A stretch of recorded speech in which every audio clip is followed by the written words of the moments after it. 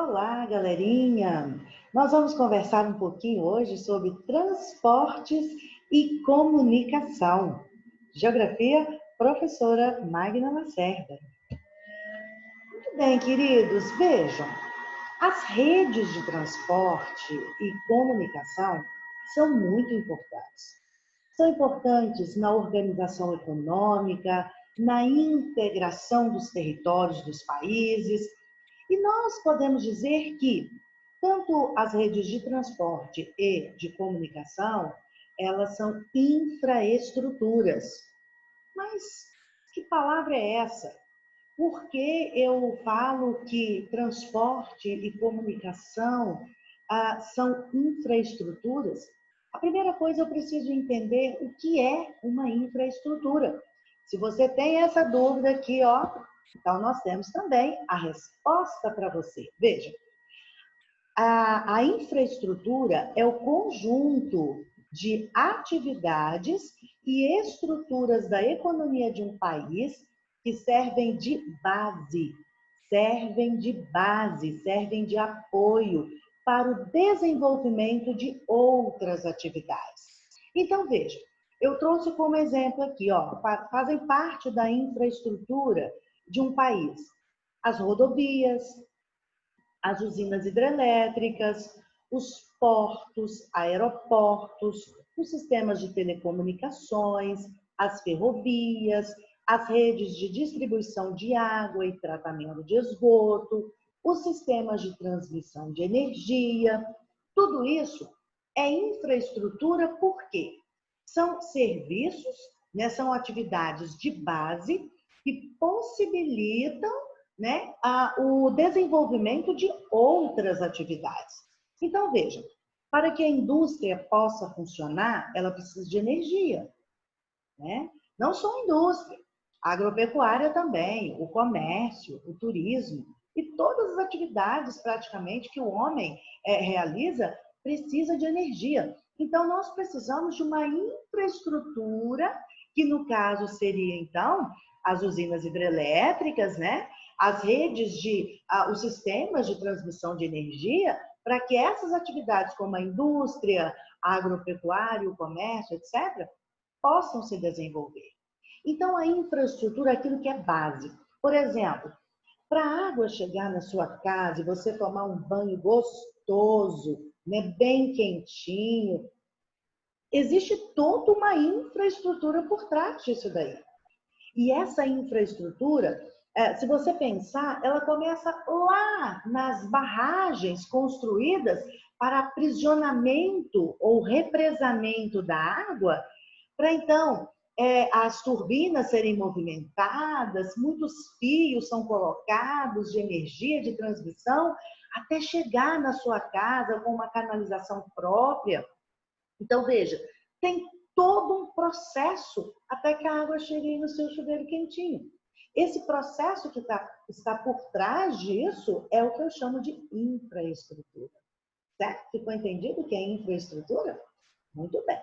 Então, continuando aqui o nosso texto, olha, dessas infraestruturas dependem a indústria agropecuária, o comércio, o turismo e outras atividades, possibilitando a distribuição dos bens e a circulação de informações e pessoas. Continuando a nossa análise, nós temos aqui uma linha de tempo com os principais sistemas de transporte implantados em cada período. Olha que legal. No século XVI, né, no início aí, século XVI até o século XIX, nós temos aqui um sistema de transporte conhecido como tração animal. Então, meus queridos, é o momento das carroças, dos cavalos, dos carros de boi. Esses foram os principais meios de transporte utilizados ou usados nesse período. A integração do território era feita por caminhos e trilhas abertas pelos indígenas. A navegação fluvial era feita por embarcações simples. Então, eu quero que vocês observem comigo. Vejam, olha que beleza, que fantástico. Nós temos as carroças, as charretes, de todo modelo que você quiser. Então, nós temos daquelas mais tradicionais, né, utilizadas lá no trabalho duro. Temos também aquelas mais sofisticadas, né, que inclusive levavam as madames, né, transportava aí pessoas. Então, muito legal isso daí, bem legal. Muito bem, meus queridos. Voltando aqui para... detalhe, além das carroças, das charretes que eu quero mostrar para vocês, eu quero também mostrar para vocês o carro de boi. O carro de boi, veja, vocês que estão aí no 7º ano, né, tão novinhos, imagino que nunca nem viram um carro de boi. Mas o carro de boi era a sensação daquele momento. O carro de boi, eu trouxe para vocês uma poesia sobre o carro de boi. Então, vamos acompanhar essa poesia. Eu deixei lá no último slide o endereço, se alguém quiser, né, localizar essa poesia depois. Então, veja, no site, né, o Recanto das Letras, nós temos aqui essa poesia sobre o carro de boi, de Sócrates de Lima. Então, acompanhe comigo. O velho carro de boi, que ainda vive por aí, desafiando o tempo foi a riqueza que eu não vi. Em algum lugar, no longínquo passado, a vida era um eterno lutar do peão aboiando gado. O carro de boi, puxado por 6 animais, os cachorros companheiros, que por perto não se vê mais, também não se vê os boiadeiros. Quanta saudade deve haver nos corações, quem distante da cidade carreava nos sertões. A vida era dura, mas vivia com emoção, onde naquela vida futura a cultura era trabalho sem escravidão. Sob o sol do meio-dia, o carreiro seguia feliz, carreando em poesia a vida que a vida quis. Eu aqui fico pensando como era o amor daqueles dias, as mocinhas na janela esperando o seu amado vaquejando as companhias. Eu nunca fui carreiro, pois nasci muito tempo depois. Mas eu penso daqueles carreiros o dia inteiro, abrindo as porteiras para os carros de bois. Como deve ser triste esta saudade para aqueles peões carreiros ter vindo embora para a cidade e nunca mais ter sido boiadeiros.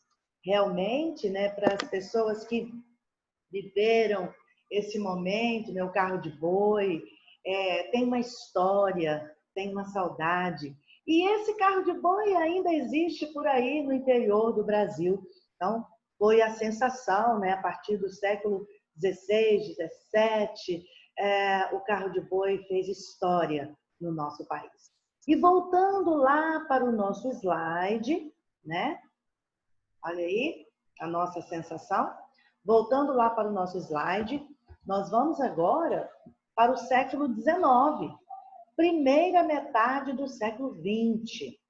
Então, veja, agora, meus queridos, da tração animal eu já tenho as ferrovias. E com o surgimento das máquinas a vapor, a nossa velha Maria Fumaça, né? A malha ferroviária brasileira, ela começou a se constituir na região sudeste, expandindo-se posteriormente para as regiões sul e nordeste. Então, a máquina a vapor, ela faz, então, ela promove a expansão da nossa malha ferroviária. Nas grandes cidades surgiram depois os primeiros bondes a vapor e os bondes elétricos também. Vamos conferir? Então, veja, nós temos aí a nossa famosa Maria Fumaça, do século XVIII, que também fez história no mundo. E sobre a nossa Maria Fumaça, nós temos também uma poesia bem legal sobre a nossa Maria Fumaça. Veja, também no Recanto das Letras, nós temos aqui, olha, saudade do trem, Maria Fumaça, sem deixar desfalecer, vai cumprindo com seu dever, pois não deseja enferrujar. Assim, trabalha sem descansar. Na madrugada, se há neblina, não teme a noite, que vai em meio, leva em seus vagões malas e correio, por entre as serras ele domina. Da estação, quando ela, a Maria Fumaça, sai, é tão ligeira no seu trilhar, veloz, correndo o trem, ao seu destino quer logo chegar. Por sobre rios, pontes cruzando, os passageiros que se destinam, montes subindo, campos cortando, a longes terras, não desanimam. Lá vai o trem, Maria Fumaça, cortando o espaço, ora sumindo, ora surgindo, como uma serpente de ferro e aço. Então essa é a nossa famosa Maria Fumaça, que trouxe um momento diferente, que trouxe uma certa dinâmica no processo econômico, no processo produtivo do país. E logo depois, também nesse século, né, nós tivemos aí os bondes também na cidade, que começaram então a transportar pessoas também na cidade. Eu imagino como era fantástico naquele momento andar pela cidade nesses bondes, e depois nos bondes elétricos, né? Então era o sucesso, a sensação do momento. Mais tarde, nós temos aí o surgimento da indústria automobilística e aí a ferrovia fica para trás. Vamos voltar lá no texto para a gente conferir essa questão. Veja, nós tínhamos tração animal, depois as ferrovias e agora, a partir da segunda metade do século XX, as rodovias. A partir do final dos anos 1950, a indústria automobilística, ela passou a se desenvolver. E as rodovias, então, passaram a ocupar o posto de principal sistema de transporte nacional. Então, os investimentos nas ferrovias caíram. Agora, a indústria, ela exige investimento nas rodovias. Além disso, nós temos também os portos, as hidrovias, os aeroportos, que passaram a compor o sistema de transporte, né, no país e no mundo. Então, vamos conferir essa situação. Então, nós temos aí a imagem ilustrativa do surgimento aí da indústria automobilística no Brasil, que vai modificar, então, ou pelo menos desviar o rumo dos investimentos das ferrovias para as rodovias.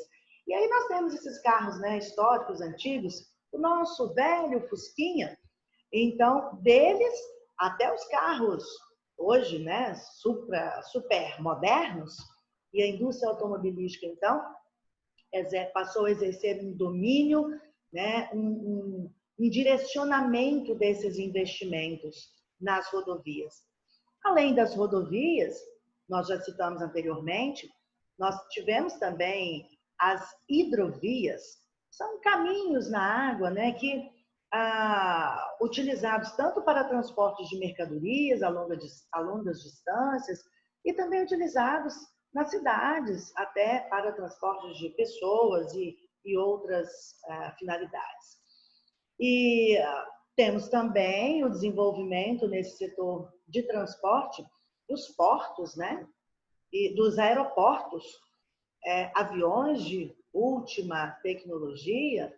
E aí nós continuamos o nosso assunto. Até agora a gente falou de meio de transporte. Nós continuamos o nosso assunto agora falando de comunicação. Então, veja, da mesma forma que os transportes eles se desenvolveram ao longo do tempo, os meios de comunicação também. Então, veja, os meios de comunicação desempenharam e ainda desempenham um papel fundamental na integração territorial. No processo de formação do território brasileiro, a expansão dos meios de comunicação ocorreu de forma semelhante à dos meios de transporte que nós acabamos de ver. As áreas com maior circulação de pessoas, de bens, capitais, foram as primeiras a receber infraestrutura para a implantação de uma rede de comunicação mais abrangente. Então, nós vamos, a partir de agora, também conhecer como foi esse processo, né, nas comunicações. Veja, lá no século XVI, né, por exemplo, até o século XVIII, como as pessoas se comunicavam? Como elas se correspondiam? Como era feita essa comunicação? Não tinha internet, não tinha telefone, celular, nem pensar como era feita essa comunicação. E aí nós temos aqui, olha que legal, nós temos a comunicação feita por meio de mensageiros a cavalo. Olha só que legal. Mensageiros a cavalo, que levava felicidade aí para muitas pessoas, porque a comunicação, a possibilidade de comunicar com o outro, isso é muito legal. Então, por isso que eu coloquei, né? Levava felicidade para as pessoas. Muito bem, meus queridos. Então, depois dos mensageiros a cavalo, aí lá no século XIX, até meados do século XX, e nós já temos um processo de evolução com o surgimento, por exemplo, do telégrafo, né? O telégrafo, ele funcionava por meio de códigos, uma codificação que era possível através de instalação de redes de fios, né? Que possibilitavam essa comunicação e levavam mensagens a longas distâncias. Então, nós já temos uma evolução aí. E depois, esse equipamento que foi muito utilizado, ele foi substituído pelo telefone. Então, deixei aqui uma imagem de um telefone bem antigo, né? Os primeiros telefones aí bem antigos, né? Depois, nós tivemos também o surgimento do rádio. E mais tarde, nesse processo de evolução dos meios de comunicação, nós tivemos também a televisão. E a própria televisão, ela foi se alterando, foi se modificando, né? Então, a princípio, apenas preto e branco, até chegarmos aí nessas TVs super modernas, né? Muito bem, meus queridos. Mas vejam, essa comunicação ela ainda continua se desenvolvendo e o nosso país é um país tão grande, né? Conhecido como um país continente. E como essa infraestrutura ela chegou primeiro nas áreas mais povoadas, como que ficava então a comunicação no interior do país? Como que as pessoas se comunicavam no interior do país? Então, eu trouxe essa informação aqui para vocês. Entre os anos 1900 e 1930, o Marechal Cândido Rondon liberou expedições, grupos de pessoas, né, para realizar obras, 55 obras de infraestrutura de comunicação no interior do país. Então, nesse período, foram instaladas linhas de telégrafos nos estados de Mato Grosso, nos estados de Goiás e na região amazônica. Ora, então nós temos aí no século XX, né, através dessas linhas de telégrafos, nós temos a comunicação chegando no interior do país. E, meus queridos, nós sabemos perfeitamente que uma das questões importantes, tanto dos transportes quanto das comunicações, é a integração do território nacional. Então, atualmente, nós temos o rádio, a televisão, a telefonia, que são meios de comunicação que contribuem enormemente para a integração do território nacional, contribuem para o fluxo de informações, contribuem para a realização de atividades do dia a dia, de diferentes setores da economia. Mas, meus queridos, nós vamos fechar a nossa aula, a nossa conversa, né, com essa imagem, porque aí nós temos uma super revolução nas comunicações, e esse vai ser o assunto da próxima aula. Nós vamos falar sobre a questão das redes, né, das mídias, da internet. Então, nós encerramos a nossa conversa com a revolucionária internet. E agora, meus queridos, eu quero deixar aqui algumas orientações a respeito das atividades da semana. Então, veja, de olho na atividade. A primeira atividade que vocês receberam aí no material de vocês, né? Então, nós temos aí um mapa. Esse mapa, ele mostra as redes de transporte no Brasil em 2014. Veja, redes de transporte no Brasil em 2014. Então, a primeira atividade, a segunda e a terceira, ela vai ser respondida de acordo com este mapa. Então, vamos lá, a nossa primeira atividade. Qual é o título do mapa? E aí você já sacou, né? Que o título do mapa está aqui, redes de transporte. Então, o título do mapa é redes de transporte. E aí ele continua a pergunta, como se trata de redes de transportes, como esses meios de transportes estão sendo representados? Então, deixei aqui para vocês que os meios de transporte estão representados por símbolos. Olha aí, ó, de olho na legenda. Onde é que nós vamos encontrar esses símbolos? Exatamente na legenda do mapa. Então, eu coloquei aqui, porque eu não tive aqui uma nitidez assim da imagem, mas eu tirei exatamente a legenda desse mapa aqui, ó. Tá aqui, ó. Essa legenda que eu estou utilizando para reconhecimento dos símbolos. Então, nós temos aqui, ó, a imagem, né, de navios para representar os portos, os aeroportos também com imagens de avião. Nós temos a imagem representativa, o símbolo representativo dos terminais hidroviários, das estradas pavimentadas, das estradas em pavimentação, estradas sem pavimentação, das hidrovias e das ferrovias. Então, aí no seu material, você vai ter aí com mais nitidez essa informação, mas ela responde exatamente essa segunda parte, né? Como se trata de redes de transportes, como esses meios de transporte estão sendo representados. Eles estão sendo representados por esses símbolos aí, presentes nessa legenda, certo? A segunda questão, de olho na atividade, onde as redes de transporte rodoviária, ferroviária e aeroviária se concentram mais. E as hidroviárias? E aí você vai perceber que a rede de transporte rodoviária, ferroviária e aeroviária, elas se concentram mais, veja, nessa região aqui, ó. Olha como isso aqui está totalmente cheio. E essas duas regiões correspondem exatamente à região sudeste e à região sul do Brasil. Então, aí está a resposta. As redes de transporte rodoviária, ferroviária e aeroviária se concentram mais nas regiões sudeste e sul. E as hidroviárias?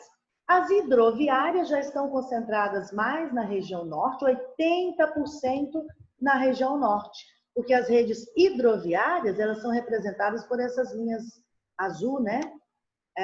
Mais fortes. Então, veja, elas estão concentradas onde? Mais na região norte, cerca de 80%. Então, meus queridos, nós temos ainda o restante no Sudeste e Sul, na bacia do Tietê-Paraná e na bacia do São Francisco, que abrange também áreas do Nordeste. Muito bem. De olho na atividade, questão 3. Compare a rede rodoviária estradas, com a rede ferroviária, ferrovias. Qual delas é mais extensa? Em sua opinião, a que isso se deve? O que nós temos mais? Rodovias ou ferrovias? Se você observar com calma na legenda do seu mapa, olha lá, qual é o símbolo que representa as ferrovias e qual é o símbolo que representa as rodovias? Observe com calma e localize no seu mapa. E aí você vai perceber que a rede rodoviária, ela é a rede que é mais extensa. Por quê? Porque a partir dos anos 1950, a indústria automobilística se desenvolveu. E para atender ao interesse do capital das indústrias naquele momento, as rodovias passaram a ocupar o posto de principal sistema de transporte nacional. Então, caíram os investimentos na malha ou na melhoria da malha ferroviária e os investimentos foram direcionados, então, para as rodovias. Muito bem. As indústrias, elas precisavam vender os carros. E para vender os carros, era necessário investimento em estradas, em rodovias. E foi o que aconteceu. Certo?